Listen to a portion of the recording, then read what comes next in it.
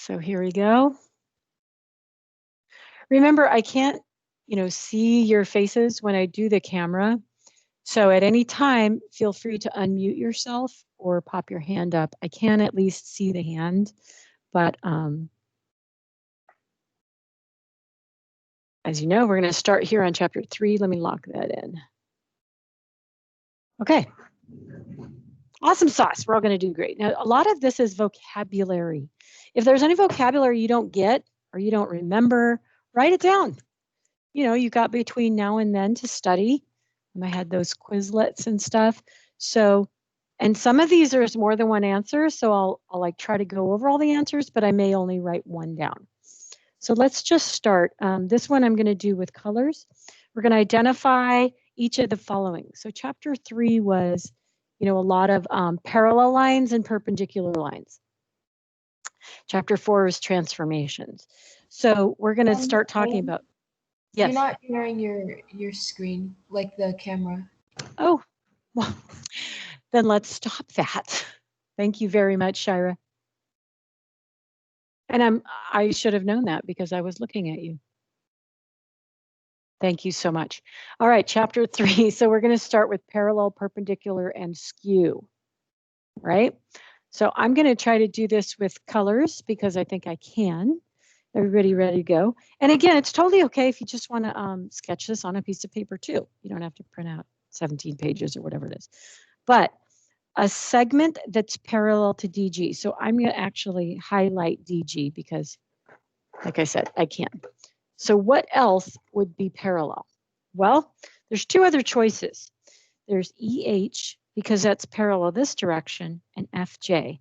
However, see how there's no mark on EH, but there is a mark on FJ? That's why I would write FJ. I would not do HG simply because it's there. Now, if I put this on your test, I wouldn't even put EH as an option, simply because I don't want you to get confused. I would do the one with that. Now, a segment that's perpendicular to GH. Okay, so here's GH. And again, I'm looking perpendicular. Well, this is the one that is perpendicular. It's marked. So I'm going to put HJ.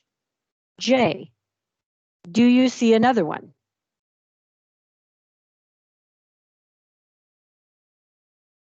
Because if this is perpendicular and over here it's perpendicular, this is also perpendicular. We're just not going to write it down because it's not marked. Okay, so go with the one that is obvious. Now, a segment that is skewed to JF. All right, JF is down here. So remember, so if JF is like this, skew is in a completely different plane. Okay, it can't connect in any way whatsoever. So it can't be this, this, this, or this, which means this would work because they're totally different, or also GH would work. And I wouldn't be able to put HE because that's parallel. Skew has to be completely different. So you could put DE, or you could also put GH. Either one. You don't have to put both. Now, D says one pair of parallel planes. There's only one pair of parallel planes here because this in the back, this on the bottom, and this on the top, there's no other plane that's parallel to. So it's got to be this one in the front here and also this one in the back here. Okay, and I'm just going to switch here. So, and the word is, you just put the word plane. Okay, and let's do DEF. And then we will also list D is G up here, so GHJ. GHJ.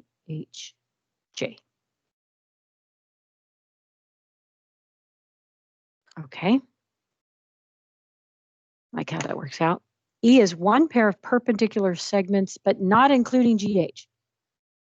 So here's GH, so not that, anything but that. which if I were you, again, I would look for where it is marked, and it's marked here. So even though you could put other answers, I would probably include these two. That's DE and EF.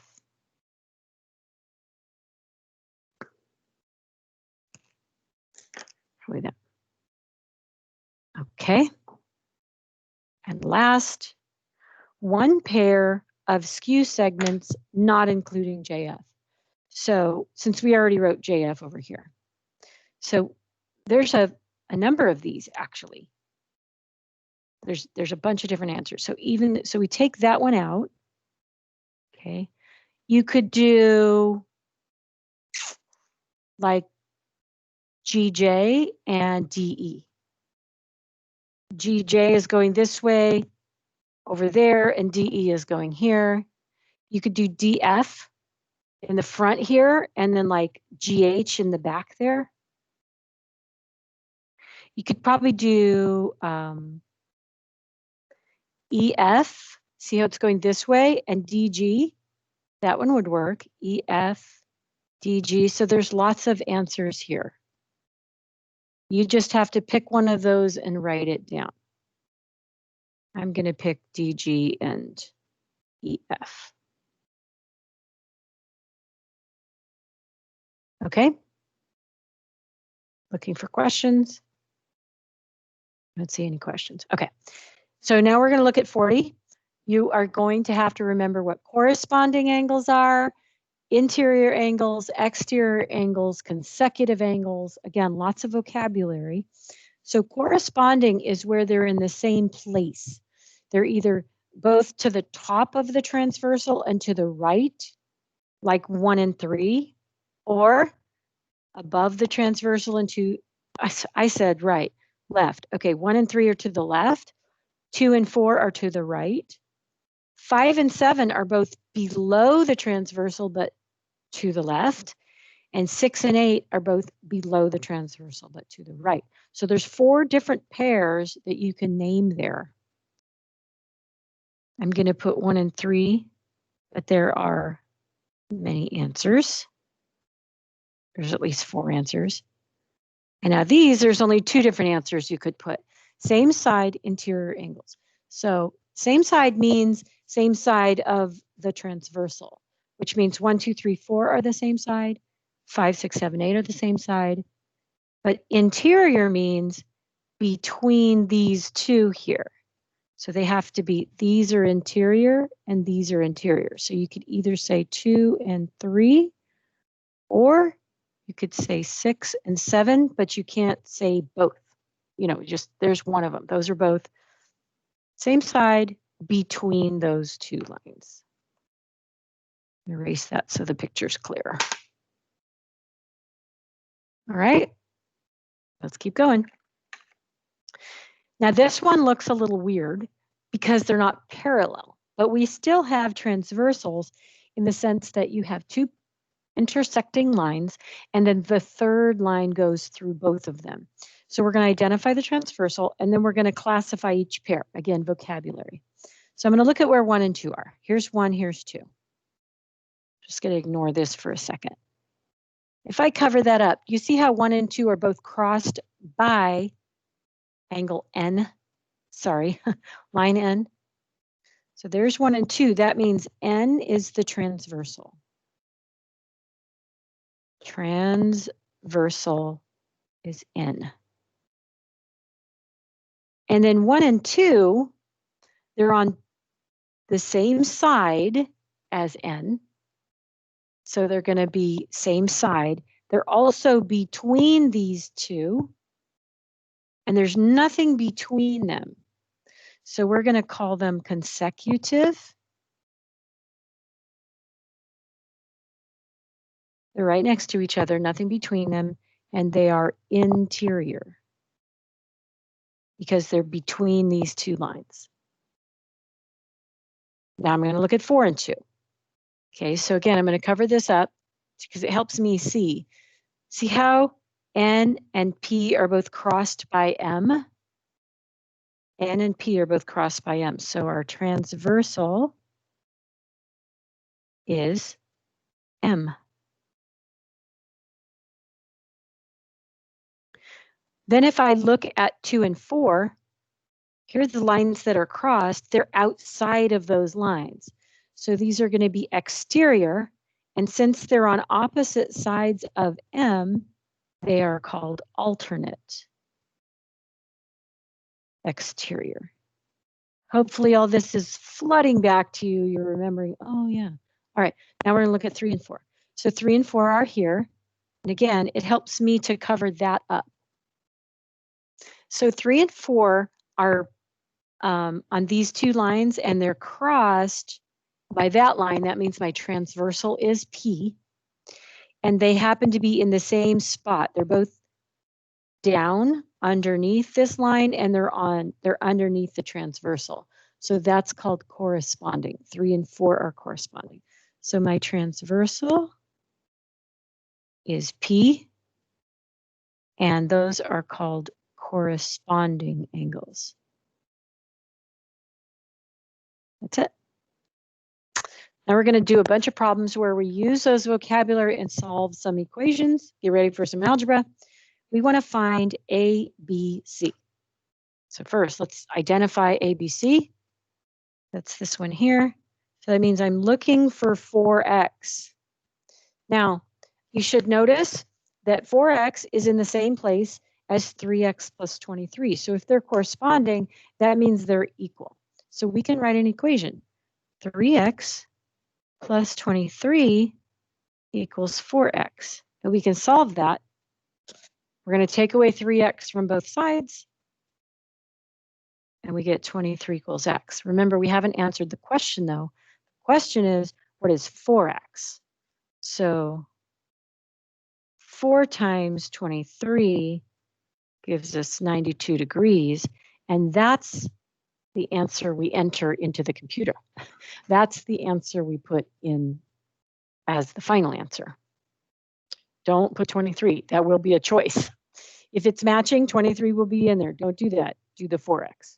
All right, any questions? Because I have to turn the page the way I paginated it.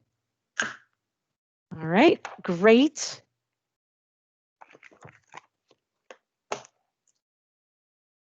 We're on 43. I'll do my work over here, and I'm going to try to highlight the pictures over here. Find MPQ. Okay, so what we're going to do is we're going to find MPQ. It's right there. Again, this is another one where you're doing corresponding angles. So all you do is set them equal to each other. So it's 5x equals 3x plus 50. You're going to subtract 3x from both sides. You'll divide both sides by 2.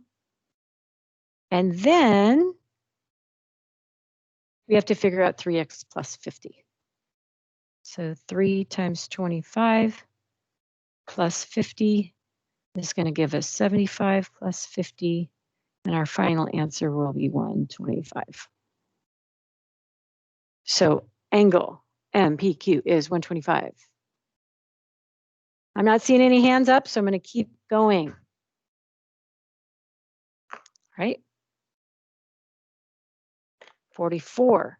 Now, if I look at these relationships, I notice that these are parallel. This is my transversal. So this interior is equal to this alternate interior. So now that I know they're the same, I can write 5y equals 2y plus 78. I'm going to take away 2y from both sides. I'm going to divide both sides by 3. I get 26. And now again, which one am I looking for? WXZ, WXZ. So I'm looking for the 5y.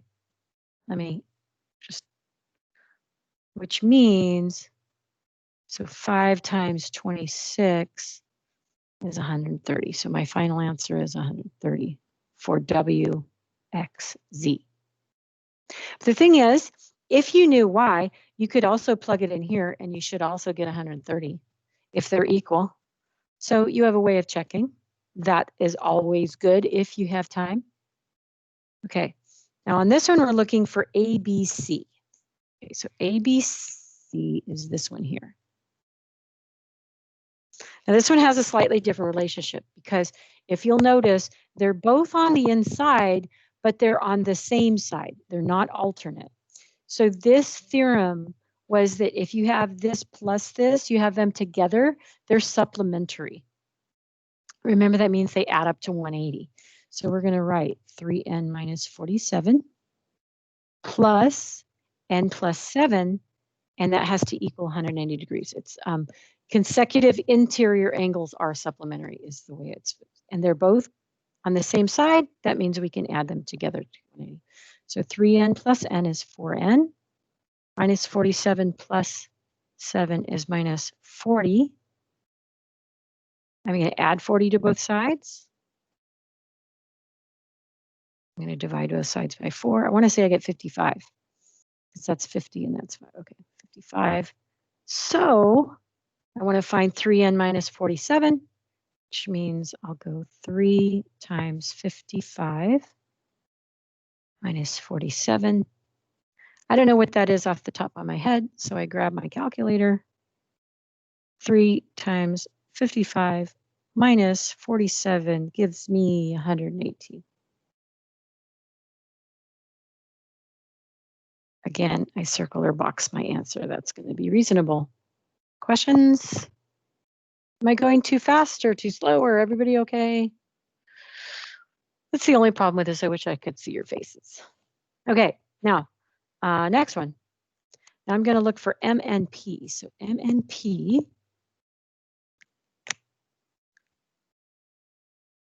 is that one there, A plus 28. Now, I know when I look at this relationship, if these are parallel, then alternate interior angles are congruent. So I'm going to write A plus 28 equals 2A. I'm going to subtract A from both sides and get 20 equals A. So then if I want to find A plus 28,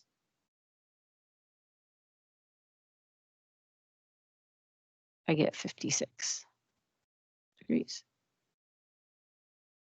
Yay. Okay. Everybody good on those? Again, you just have to know the relationship. These are, you can guarantee these will be on there. Okay. Or you may just have to type the number in. It won't be a matching. But anyway, we're on to number 47. Determine whether the given information, let me check my time. It's 11:45. Woo. Determine whether this is enough to show that J is parallel to K. Now, the thing that we have to remember here, here's the concept. When we got parallel lines, it gave us things like consecutive interior, alternate interior, alternate exterior, and corresponding. But we then went over the second part of the chapter was all the converses were true also. So if you had corresponding angles, then you got parallel lines. If you had alternate interior, then you got parallel lines. If you had alternate exterior, you got parallel lines. And if you had consecutive interiors that were supplementary, then you got parallel lines. So that's what we're looking for. We're looking for if we get that, can we? And of course, why? So I'm going to try to use the highlights again because they really help me. Okay, so we'll look at A here. We're going to look at 4 and 5. Here's 4, here's 5. If I tell you that those two are the same, is that enough to show that J is parallel to K? Yes, because that's the converse of what we were just talking about. So if I did ask you why, you'd say alternate interior angles congruent imply parallel lines. Something like that, because that's alternate interior. Okay.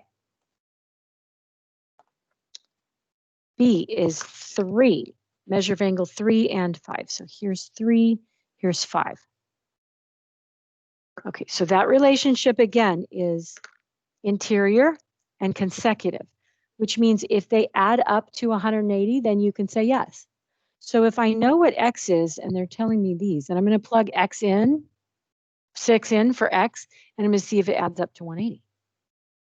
So this will give me 12 times 6, which is 72. And this one is 18 times 6, which is 60 plus 48. So that'll be 108. So it's going to be 180. So yes, because interior consecutive angles are supplementary, is all you'd have to say there. Interior consecutive angles are supplementary. Of course, yes and yes. So yes, yes, and yes. And then number 3, or C here. So C is, sorry, the measure of angle 2 is 8x. And the measure of 7 is 7x plus 9. And it's telling us that x is 9. So if we can prove that those two are the same, then we can say alternate exterior. So we're going to plug these in again. So it's going to be, this will be 8 times 9, which is 72. And this one will be 7 times 9 plus 9. So this will be 63 plus 9. So that's also 72.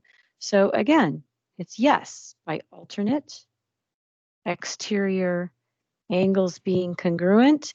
That implies parallel lines. Yes. See, we just went through that whole page, front and back. Any questions? Pop your hand up or unmute yourself now before I go to the next page.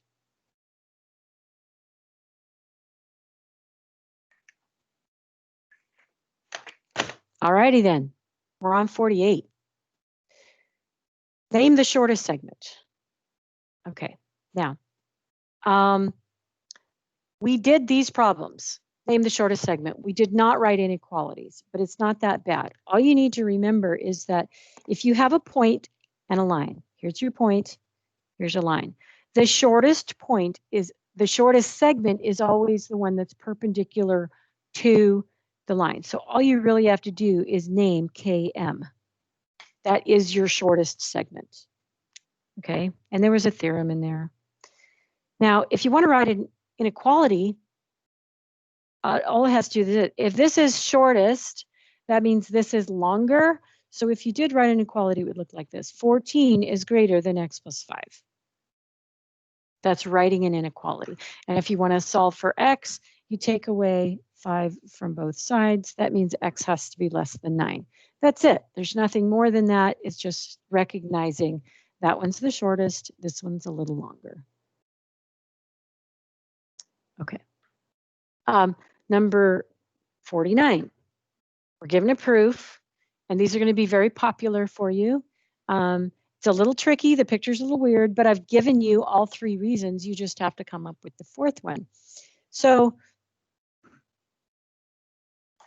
this is a very positive thing here. We're going to start with saying that 1 is congruent to 2. Angle 1 is congruent to angle 2. And what we're trying to show here, and we're also given that ST is, what we're trying to show here is that R is perpendicular to T. So we want to get that symbol right there.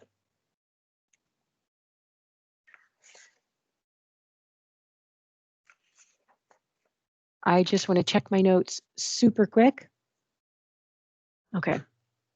So if my first statement is angle 1 is congruent to angle 2 because it's given, what can I say next because alternate interior angles congruent imply parallel lines?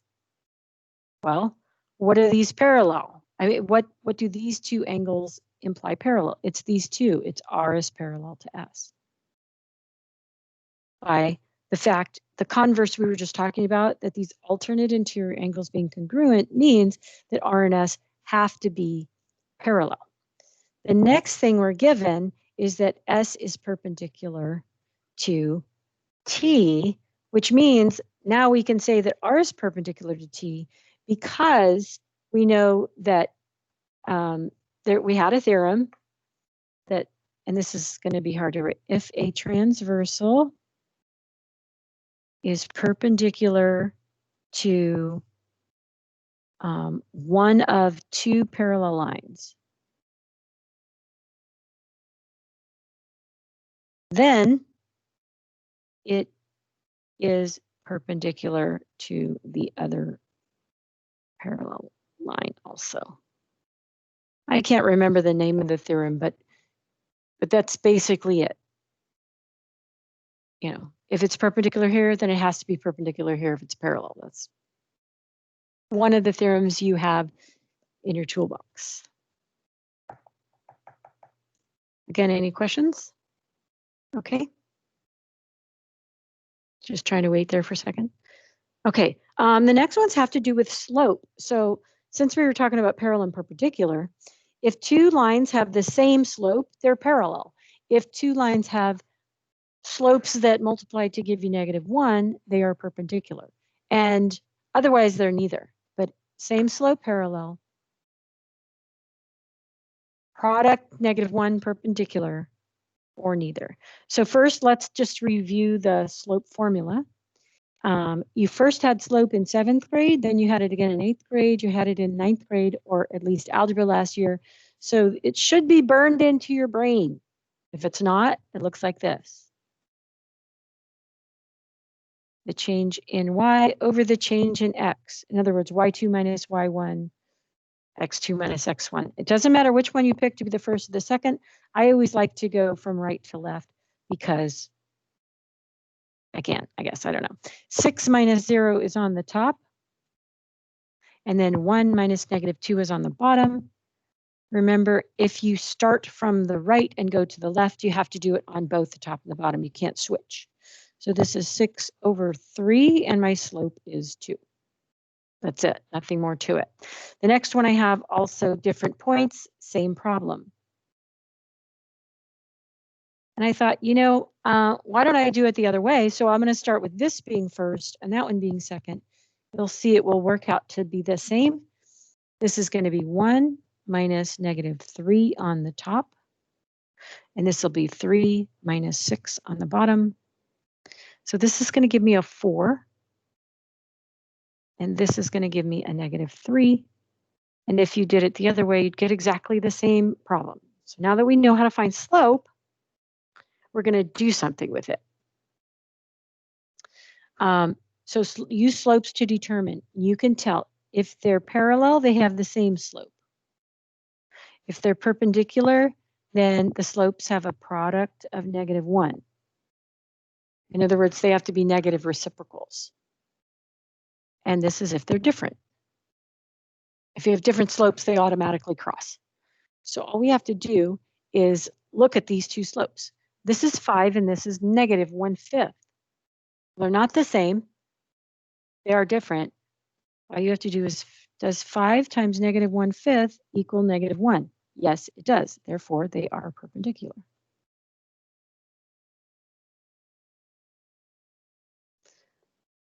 B, -3/4, -3/4. Oh, they're the same. Therefore, it's parallel.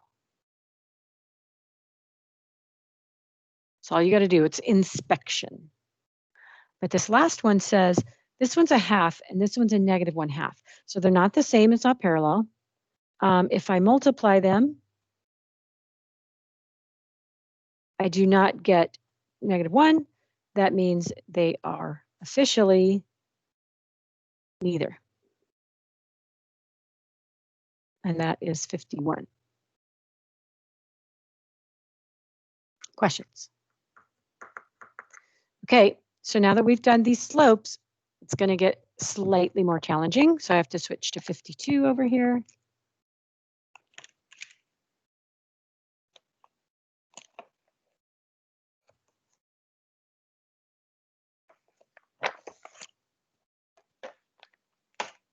This is going to be a little more challenging with my pens, but that's all right. Okay, now another way you could always find slope is just have some graph paper on hand. Not a problem, but you will need to count the slope if you do that. So that's the purpose of this problem. to make sure you remember how to graph. And we're going to figure out, again, the slopes for parallel, perpendicular, and either. So the first one we're going to do is FG. F goes through -1, 2, and 3, -4.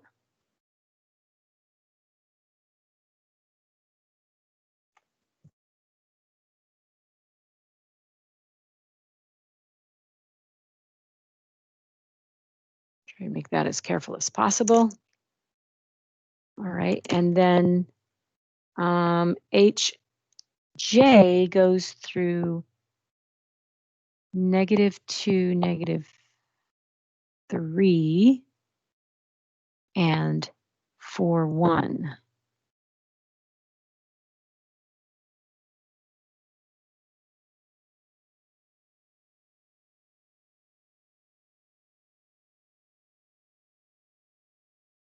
Okay. Now, when I do that, it sure does look perpendicular. So that's a positive. But really, all you need to do is count. Okay. So when you're counting, you're going left to right. So you always start on the left and go to the right and then figure out what the slope is. So if I have to go down, it's a negative. So I got to go down 1, 2, 3, 4, 5, 6. I have to go down 6. So this will be a -6 over a +1, 2, 3, 4. So -6 over +4. So that's going to give me a slope of -3/2. And then for the other one, again, you go left to right. So I start here and I go up 4. I'm going up 4 and I'm going over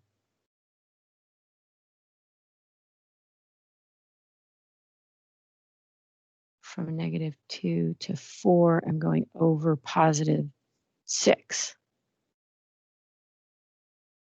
Okay, and I can see that from those slopes, these two numbers are negative reciprocals, which means they are definitely perpendicular.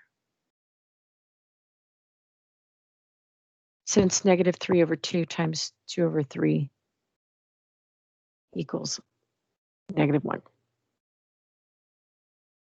Okay.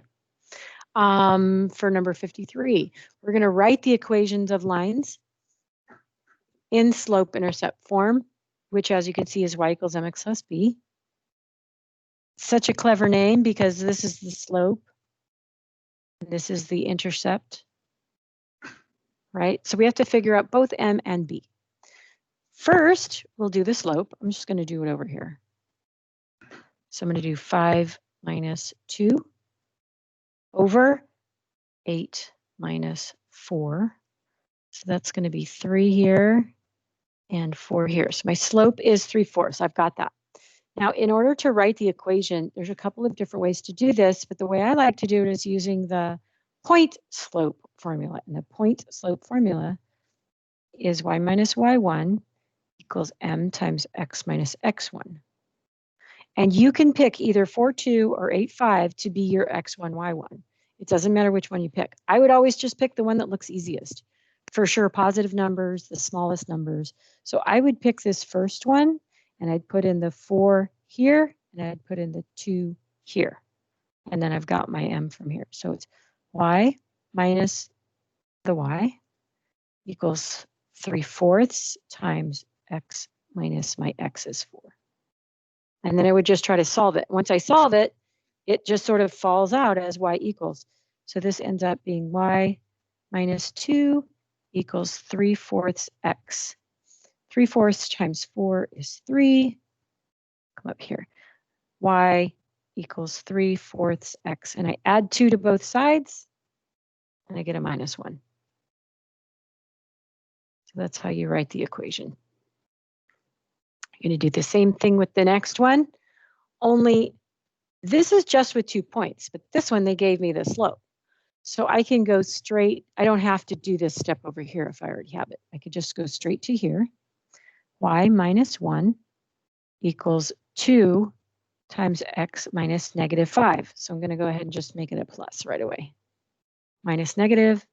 So then y minus 1 equals 2x plus 10. And add 1 to both sides. Ta-da. Am I going too fast? You guys okay? I'm not hearing anything from you. We have 8 more minutes and hopefully like 5 more problems. So good, I guess we'll keep going. Now this one is slightly different because you're given x-intercept of -5 and y-intercept of 3. So what you could do anytime you're given intercepts is just sketch it. So an x-intercept of -5 means on the x, this is a point on the line. And then a y-intercept of 3 is like this, 3, 0. So you actually could draw the line like that. And if you wanted to, you could just figure out the slope that way. So the slope is going to be from here. It's going to, oh, I miswrote something. It's not 3, 0. 0, 3. So sorry. So from here you go up 3 and you go over 5. So that means you have a slope of 3 over 5. And you can use either one of these points. So y, I'll use this one because they're both positive. Y minus 3 equals 3/5 x minus 0. Y equals 3/5 x, add 3 to both sides. There you go. Look at all this stuff you've learned how to do. Okay. 54 is graph one in one color and graph another in another color. So just to remember, if you are given an equation in slope-intercept form, you always start with this number here, the b. And the b always starts on the y-intercept. So at 3, we're going to put a dot. So 1, 2, 3. Here you go. And then from there, we're going to count a -1/3 slope. So we're going to go down 1 and over 3. Down 1 and over 3. Or alternately, you could go up 1, but then 3 negative. 1, 2, 3. Up 1, 3 negative. You can do it either way as long as you get that line. So that'd be the first one. There's my first color. Now this one here, also, I like it. I'd like to change it. So it's my slope-intercept form. So I'm going to actually do a little work right over here to change it so it looks like y equals mx plus b. So it'll be 1/4 x plus 1/4. I'm going to add 2 to both sides. Get 2 1/4. And this will just have to be an estimate because it's just sketching. Sketching graphs is not on the final. The only graphs you'll have to do are transformations, but it's always good to practice. So I start at 2 1/4, which is like there. And then I go up 1 and over 4. So up 1 over 4, up 1 over 4, up 1 over 4. So, or down 1, 4 back. Trying to save a little time here. But you should use a straight edge, always, always. Okay. Again, this is an inspection problem. You're going to figure out if it's parallel, intersect, or coincide. So what this means is parallel has the same slope. Intersect has different slopes. And coincide means exactly the same equation twice. Okay, so these have the same slope, but different intersects. This is parallel.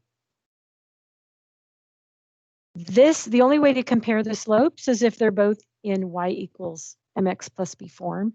So the first thing I'm going to do is put that into y equals mx plus b form. So I'm going to take away x. And now I'm going to divide by 4. And I look at the slopes. The slope is 5. The slope is -1/4. Since they're different, they will intersect. At some point, one's going one way, one's going another way, so they'll intersect. And those are going to be some really easy problems that you will have. Be able to get them all. And I think we only have, that's it, to 55. I thought we were going to 58. So look, it's 12:07, and just attach this work into the assignment. If you want to work ahead on chapter 4, go ahead and do that, but you don't need to. We're going to do it on Monday. We're going to work through chapter 4 on Monday, and then on Tuesday we'll have half an hour to just do those extra 5 problems. So everything should be good. You are all hunky-dory, and if you have any questions, go ahead and stay, after